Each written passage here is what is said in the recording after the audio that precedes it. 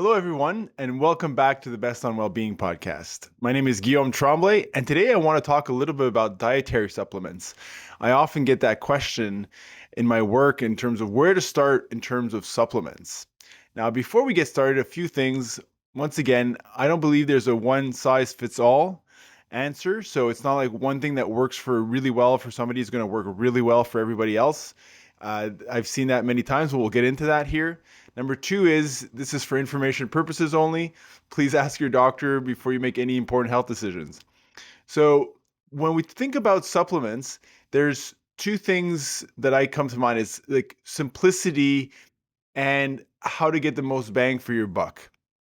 So there's so many things out there, and at the end of the day you can't just take everything. You could have an entire medicine cabinet full of supplements and be stacking up literally 25 different tablets of this and this and that, and there's really no end to it.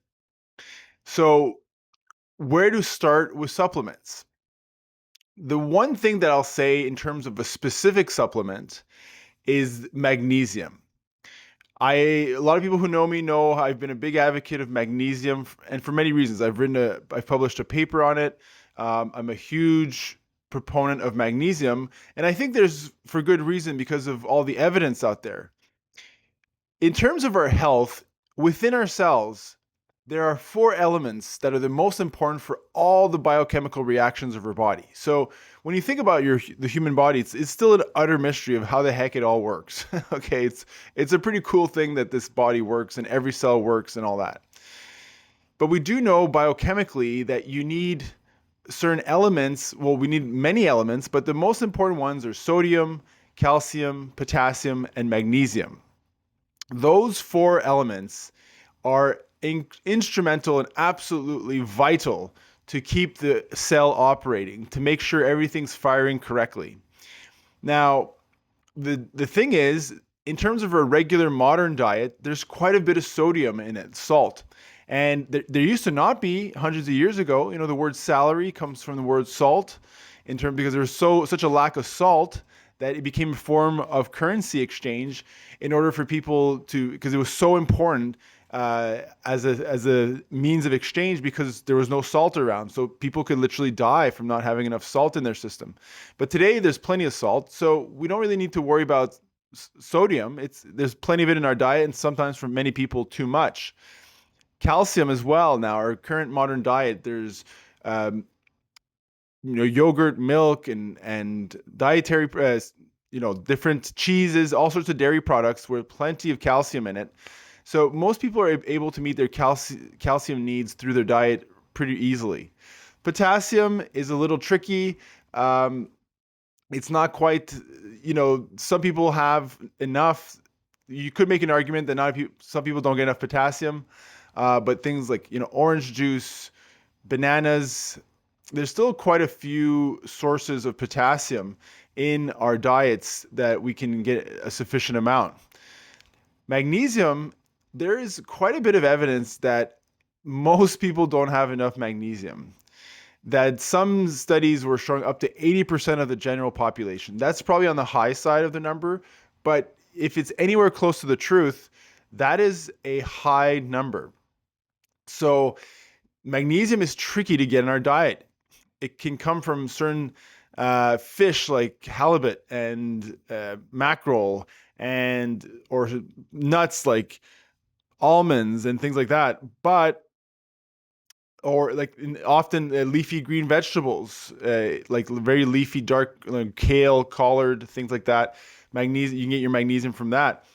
So in the modern diet particularly, and I'm not here to have a huge rant about the modern diet. I'm just saying that the way most people eat, there is not enough magnesium in the diet to meet our body demands. And the tricky part is that it's hard to know if there's enough magnesium in our bodies through blood testing. When we do a blood test, it takes the serum, which means the fluid outside of your cells, to see what's in it. So we test all sorts of stuff. When we test our electrolytes, like, again, sodium and potassium and calcium and stuff like that. So we check outside the cells, but the real place that magnesium and these other elements do their work are inside the cells. So checking intracellular magnesium is very, very difficult to get any accurate reading on that. So sometimes people, generally modern medicine doesn't consider magnesium deficiency a big deal. I think it's a big deal. And so when we do a blood test, it's like magnesium's normal in the serum. So it's like, okay, it's fine, you're okay. But there are many things that can be attributed to magnesium deficiency, uh, headaches, cramps, sometimes palpitation and flutters. It's been associated with anxiety for some studies, uh, higher association with heart disease, diabetes. So it's not very clear in terms of how it manifests when we have a magnesium deficiency, but it is a very important element because it does so many different things for us that that's so when people say, where should I start with supplements? I usually just say, well, make sure you take a bit of magnesium every day. There's different brands out there, different types of magnesium salts, because usually you need to make a magnesium supplement, you need to bind the magnesium to an organic salt like citric acid, so magnesium citrate, or malic acid like magnesium malate. There's many different kinds out there. So typically, if you get a supplement has 250 milligrams of elemental magnesium, and you take that once a day before bed, that's a good place to start. Now, so if anything else, like you mean, there's so many different types of supplements out there, and I don't want to make it too complicated, but magnesium is a very basic place to start because if you don't have enough, your literal biochemistry of your system cannot fire off correctly. Um, my personal experience as a clinician, I would say there's still exceptions. A lot of people who I've helped, encouraged to put on magnesium have told me it's really, really helped them in terms of feeling better, sometimes pooing better, slightly less headaches, less muscle cramps. It's really, if you have a lot of muscle cramps, definitely got to get on magnesium.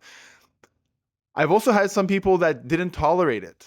Okay, their bowels were so sensitive that when we added the magnesium, they just couldn't do it. Okay, I would say it's maybe like 10% of people, 10 to 20% max, 10%, just can't take it.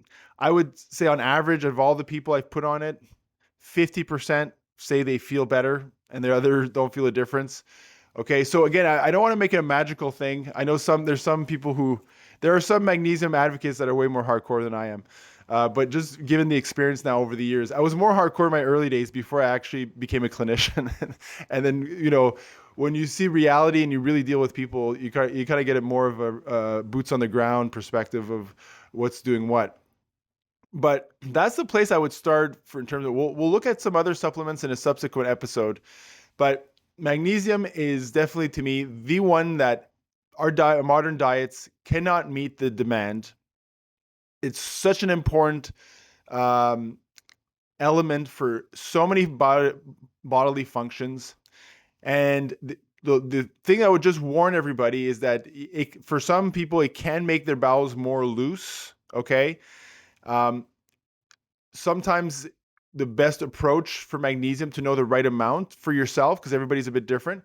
You start with once a day at bedtime. If that's going well, you add it in the morning. And sometimes if that's going well and you feel a bit better, you can even add a third dose. And if your bowels start to get a little loose, then you go back down to twice a day. So you kind of taper up until your bowels are a little bit affected. So magnesium is about finding the dose that's right for you. But even if you end up just taking it once a day at bedtime, that's definitely better than nothing. It's a great way to just keep going in your system. And the last thing I'll say too is it's a game of patience.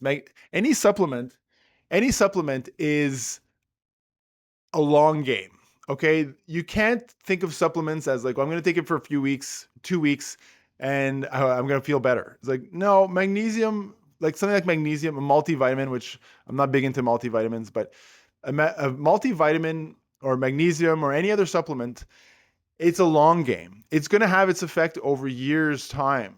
Okay, so people who are going to take magnesium and just do it once for a little while, I mean, that's probably, it might help temporarily, but the idea is to constantly feed your body that extra little bit of magnesium so it can do its job. It's over the long run, and it's a slow absorption. When you take a supplement, um, and you eat it or you swallow it, a very small percentage when it's going through your gut actually gets absorbed into your bloodstream. And then the amount that gets absorbed into your bloodstream, that from that, only a very small amount get into your cells, and the rest gets pushed out through your bowels or your kidneys. So to actually get the element of magnesium from swallowing it into your cells is, it's quite a process. And so you only get a little bit every time. So it takes a while to actually fill up your cells with enough magnesium. So this is kind of a long game. I don't think there's a harsh or size fits all approach to magnesium. A lot of good people talk about magnesium out there, but I would say that is probably the best place to start for anybody who wants to consider supplementation in order to improve their health. If you have any questions, please put it in the comments below. If people are enjoying this podcast, please share it, subscribe or follow, and I'll see you next time.